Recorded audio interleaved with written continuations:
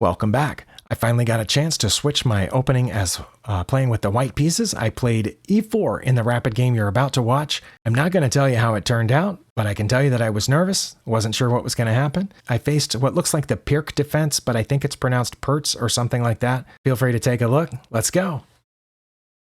Okay, I did get the white pieces, and as promised, I'm going to play e4. Okay, I got the French. I remember that d4 was the best from my refresher yesterday, but they were supposed to play d5. So my opponent isn't playing the French now. They're playing the Pirtz defense now. Okay, well, let's get this knight out. This is the Pirtz defense or Pirk defense, a small center defense. All right, well, let's prepare to castle. I'm just going to get my bishops out and castle. My opponent appears to have played this before. All right, I'm not sure what that's intending to stop. Is it intending to stop me from coming out here? I wasn't going to. That space was already well defended. I was going to go here. Don't know if that's best, but that's what I was going to do. Well, now they're only defending that spot one time. Well, here we are. Don't know what to do. Well, let's get the queen off the back rank and put the rooks on these files here, I guess, and we'll see what comes of it. I expect a pawn push at some point, but maybe that's not how this defense is played from Black's perspective. Okay, they're pointing at this bishop, which I have now blocked in, and if I push it here, they're going to go there. Well, then I could take it, and when they take back, then I'll just drop it here. How about that? Is that good? Right, they're going to attack it. I'll take, they'll take back, and then I'll drop my bishop back one, I think. If they don't push that, then I suppose I could ask that knight what it's doing by putting a pawn here, but maybe I don't want to because they have a bishop pointed down this direction. Or maybe I've already played something so wrong that my opponent, who's familiar with this opening, isn't sure what to do. Okay, they're going to bring their knight back since I have pulled my bishop out. Well, should I attack the knight? No, I should do what I said I was going to do, which is put my rook on the open file. Or it's not open, but I expect that at some point one of these files will open. That's why I think I want my rooks here. Maybe at some point I want to bring this bishop back. I don't know. Okay, they're just going to play with their knights. I suspect they're about to try this, so should I bring this bishop back? Or should I push this pawn and bring the bishop back this way? Let's do that. That way when they push g5, I'll have my bishop over here. No, they're going to put their bishop there in order to pin it against my queen. They've actually done something here, so let's just take that. Maybe I should have taken with my bishop, I don't know. But I had the knight there, didn't I? Well, now it doesn't matter, does it? Okay, they've taken with the pawn instead of their queen. If they'd put their queen there, I was willing to make a trade at this point. But now we've just traded off our dark squared bishops and one knight each. And they've doubled the pawns, but they have opened their rook. And I expect they're about to push this. Should I make an attempt to stop that pawn? And if so, how would I stop it from? I could stop it by playing this now, but that leaves this pawn undefended. So what if I put my rook right there, protecting that? Well, they're going to advance this again anyway, aren't they? I'm about to find out. In my previous video, I did a refresher for myself mainly on how e4 positions are played. Okay, they've taken a free pawn, which I left undefended, so yay for me. And now I am protecting my h-pawn with my rook. Put this in here, but then it doesn't really have anywhere to go from there, does it? But anyway, what I was saying about my refresher course is that I looked at the most common responses to e4, which are e5, c5, e6, and c6. No, d5. Sorry. Those are the 5 most common responses. And what I got here was e6, which was one of those, but then they played the Pirtz instead of the French. So that was not something that I was expecting. Well, let's put this here, and then I think I can put this bishop back around over this way in front of my king to help guard some stuff. Maybe. Depends on what they do. If they, I don't know, say advance this, I can hit there. I do know my opponent is a pawn ahead. I'm trying to take that into account. What does that do? That just blocks in their bishop, but it lets out their queen. Where was their queen going to go? There to help line up against my king? I was thinking of bringing this bishop back. Yeah, I think that's okay. And to come around this way and help guard that pawn. Right now that pawn is guarded by the knight, but I'm going to want to move that knight here in a second, I think. Because I want to push this pawn to get rid of their knight, which is annoying me. It's on a nice outpost square. But before I can move that knight, I think I need to protect this pawn, which I want to do with this bishop from over here. What? What does that do? Are they trying to protect this? I'm just going to do that. That's what I was doing the whole time. And they've castled long. Okay. Well, now that that is defended, I can do something with this knight, like move it here and then threaten to push that pawn up. But maybe before I put it there, I should give it somewhere to go in case they attack it, like back here. So first, I think I should move this pawn. Or should I just immediately try to trade off the knights now? Is their knight powerful enough that I should try to do something like that? Well, that's certainly shorter than the other way, isn't it? I do notice that they're in the process of bringing another rook over here. I think I'm going to go that way. That way the knight's protected in this route, and then I can do that without having to trade off the knights. And I can use a pawn to attack their knight. They're probably wondering why I pushed my b pawn. And you might be wondering that too. But you saw my idea. It's to put the knight here and then down there. Well, down there if it gets attacked. I leave it on a4 if I can, and push this c pawn to drive their knight someplace, because that's severely limiting my ability to do stuff down here because of the squares that knight patrols or looks at. Also, my opponent still has nearly 15 minutes left. It doesn't look like this game's going to come down to time trouble at this point, but we'll find that out when we find it out. They could play b5 now, and that would prevent me from putting my knight where I was going to put it. They didn't. They're going to double up rooks over here. Okay, well, I'm going to put my knight there. I'm going to prepare to play c3 to drive their knight back, which I think it would have to go there. I just realized I had the board sounds disabled here, which meant that you probably weren't hearing the pieces click, were you? Okay, well, I just corrected that, so maybe my next move you will hear the click, unless I do it while I'm talking, and in which case you won't hear it. I think it needs to go there, or no, I guess it could go back to e6 as well.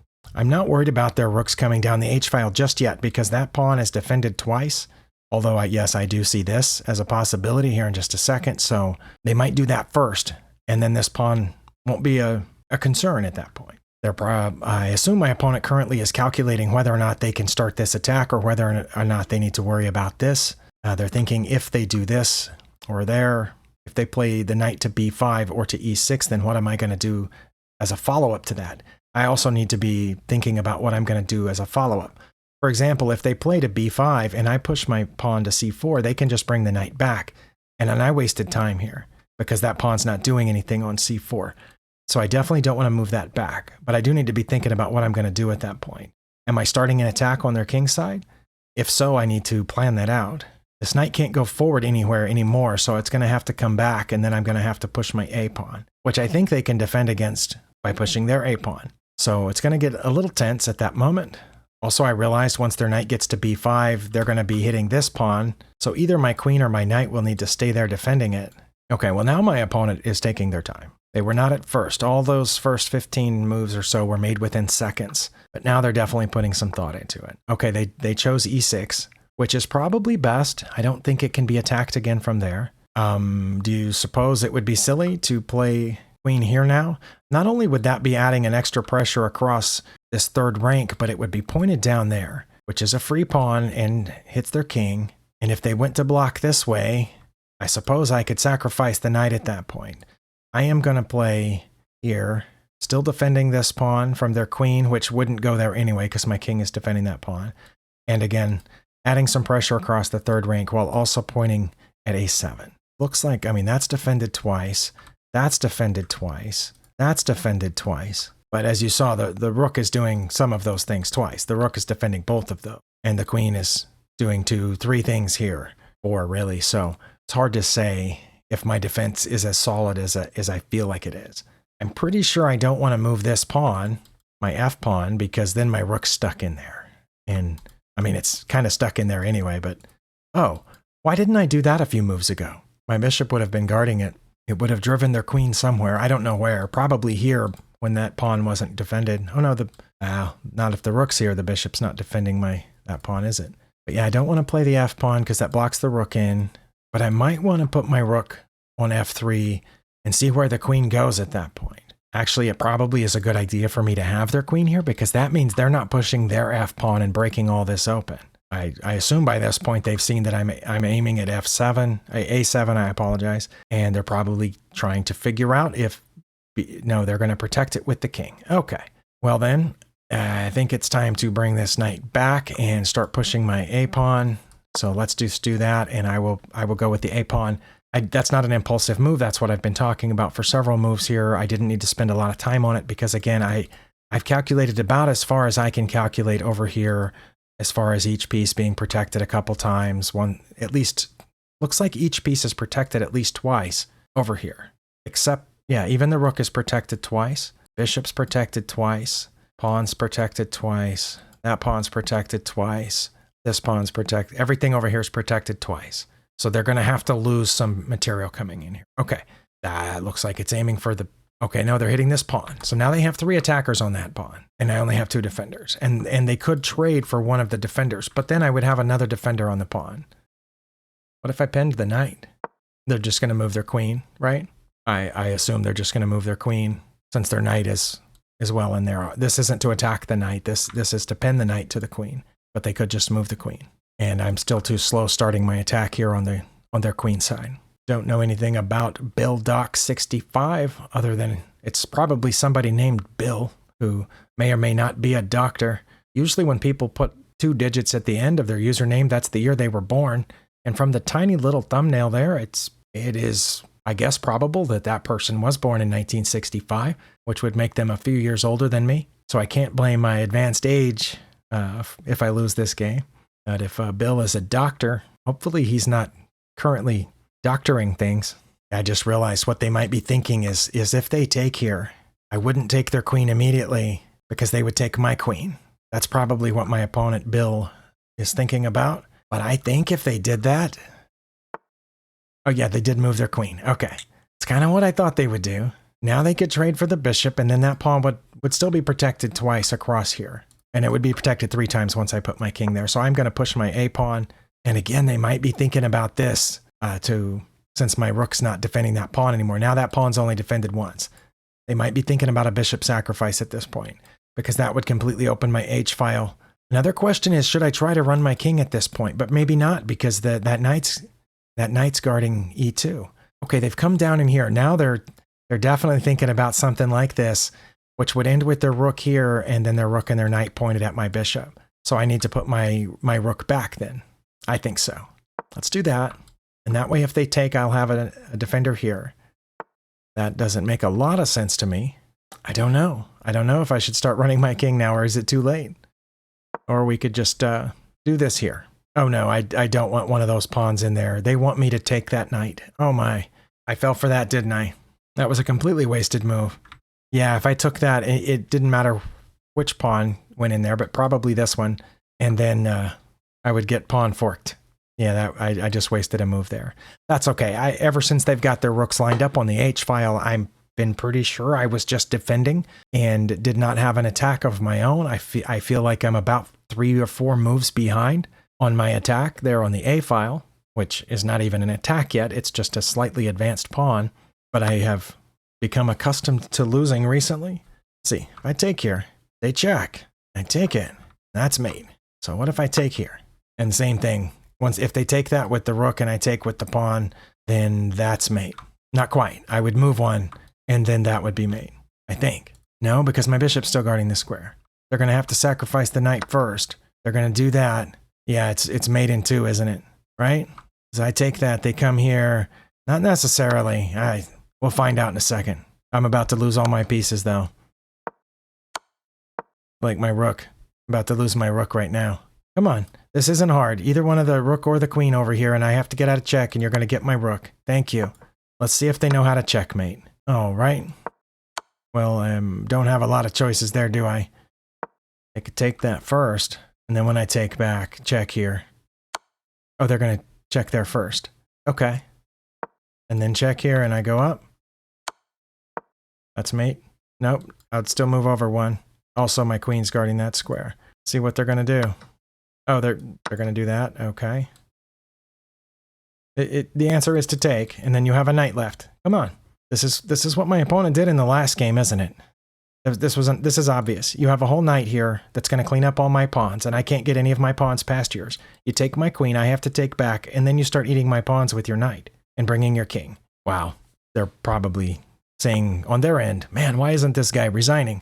Oh, the reason I'm not resigning is because they're playing like this. Why would you leave my queen on the board? Why in the world would you leave my queen on the board? Hey there, this is Future Shan.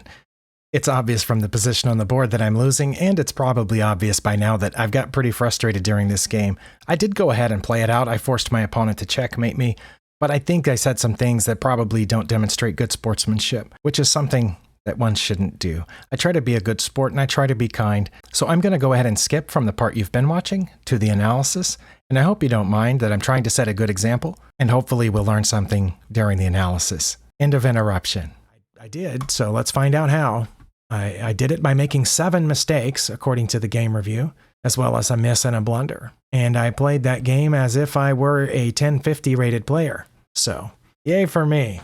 It says I actually did a little better in the opening, but then it fell apart in the middle game, which we know because of the outcome. I just don't know exactly how. It all went wrong at one point, though. Right here, where I made 3 mistakes in a row, and then 2 others quickly after that. So then move 13, 14, and 15 is what lost me the game. And after that, I didn't have very much chance unless my opponent just hung something. Let's see. Here what I did was I took this knight, and I should not have. What should I have done instead? I should have played e5. No, it's changed. Well, it's changing its mind. I did not have a very big advantage. The game review thought I was up almost +2 here, but according to the analysis tab, I am only up plus 0.9, 0.88. But e5 is my best move. It says they wouldn't take. They would lock it up. Then I would bring this knight down here to add defense to my bishop. So e5 was my best move here. Or just pulling the bishop back one. The reason it was bad to take is because that opened their h-file, which was their plan all along. And that's what they did. But now I'm still not lost. The game review thought it was even, but the analysis board says black has a very slight advantage now. And I need to play bishop to e2, or bishop to b5, or queen to e3. But I don't know why that move is special. I don't know why that move is special. And I don't know what... Okay, I do know what that does. Okay, I get it now. Sorry. It took me a second.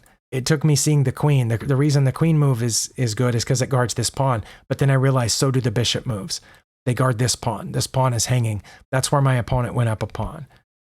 But instead I decided to bring this rook over. That left that pawn hanging, and my opponent took it. That's one thing that I didn't recognize, that because I didn't bring that other bishop back, I had a pawn hanging and their knight was pointed at it. I wasn't checking for my own undefended pieces. Okay, that makes sense to me. And here I was supposed to immediately threaten that knight before they could lock it in place. And it says if I did, they would go back. Really? Wouldn't they lock it in place? It says they wouldn't now. But if they did, they would still have a slight advantage. But now I should take. They would take back, and then I would move my rook over. So I would have gotten rid of that knight first, long before they could have gotten the queen out, castled, and doubled up the rooks. But I didn't play down here. I played that pawn up to keep them from advancing any further. Also, I thought they might be about to move this pawn, and then they would have both of these pointed here, and they might be willing to sacrifice a bishop for that, to open all this up in front of my king. That's one reason I played that. But that was a mistake, and that put me down minus 1.3 or so. They decided to lock their knight in place, which turned out to be inaccurate, but it didn't take them down that much. I don't know why bishop to c4 would have been so great. It says they would have immediately played b5, protected by the knight, and then I would have gone all the way down here. Okay, I did eventually get it down here, but it says I should have gone there first, I guess, to try to induce that? Is that really what they would have played? Maybe, but they might have also played bishop to e6, or queen to f6 at this point. b5 is one of their top 3 moves. And had they played it, it would have been protected by their bishop too. Had they played it, I would have gone down here. But if they had played the bishop move, I would have then thrown my knight in there, knowing that they could... I don't know about that, yeah. But instead I did that, and they played e5. I brought the rook over. Wait, that wasn't a mistake? Go back over to the review. Bringing the rook over wasn't actually a mistake. Okay. That was a mistake on their part. Wait, my rook move was not a mistake, but it took us down to -2. Is that what the analysis tab says? No, -1, minus 0.98. And their move that was counted as a mistake didn't change the eval that much, still 0.6. And now that was my best move. Okay, well that justifies this. I don't know if it was my best move to move it again on the next turn. We're about to find out. That was their best. And that was, okay, it was my best. Okay. I feel better now knowing that I wasn't completely off in getting my bishop here, which helps protect that, But at this point, I was already down -2. Castling was inaccurate, really. That was the whole point of their plan, was to have their both rooks over here. Huh. And my whole idea, yeah, that was a mistake. Okay. But it didn't change the eval that much. Because after they castled, it's 0.6. It's saying I should have played a4 immediately, or rook to d1. But that takes the eval to minus 0.8, which isn't a mistake. It's an inaccuracy at most. But then they played an inaccuracy, but it's still 0.5, 0.6 minus. That was a mistake, which it was part of my whole plan, but we're still at -1. That was a miss, but we're still at -0.8. So yeah, you can see, especially in this game, not every game's not like this, but in this game, the game review was not seeing what was happening as well as this deeper depth here is. I think my game review runs at a depth of, is it 15 or 18? But here we're running at a depth of 22. And all these moves that are being counted as mistakes, inaccuracies, and even a miss didn't change the eval enough to barely be considered inaccurate. And it says that's a miss. And that did change the eval to -1.3, 1.4. Okay, so that one was a little tough. That was a great move to bring their knight back. Well, that was one of two places, I guess, that they could have put it. Now I'm supposed to bring my d-rook over again. Oh, wow. That pawn's undefended. That's why I'm supposed to bring that over. But I was worried about adding a defense to here, so I brought my queen, which was my second best move. Okay, that was their best move. Now I'm supposed to play c4. Oh, I'm supposed to start running my king before they can get their knight in here. Okay, well, I didn't. I did that. But it's still, the eval is still a -1 point something. They did get their knight in there. Still supposed to bring rook to d1. Is it because of that pawn or something else? If you're still watching, let me know, because I have no idea what rook to d1 is doing other than aiming at that pawn. But it said to do that even when my queen was still on d2. But it's been my top move the last couple of moves, along with king to f1. That was not one of my best moves. Okay, here's where the game review messed up. It said that this was a good move, but it wasn't. It was a blunder. I was still within fighting range at -1.6, -1.3, -0.8, all of those. But this is the move that ruined it, right here. That's what I need the game review to show me.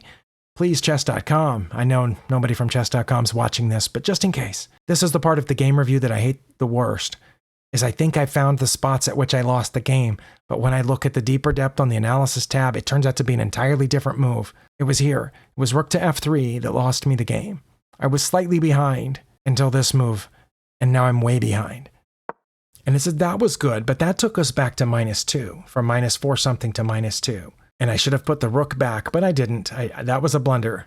Okay, now that one actually should be counted as a blunder because it took us to -6. Okay. But then they did that, and it took us back to -2 point something. And I did move the rook back, which was good. It was my best move. Stockfish says that's my only move. So why is it good? Why isn't it excellent? Or at least great? Okay. One of their better moves. I had to move my king. Yeah, I needed to. Okay.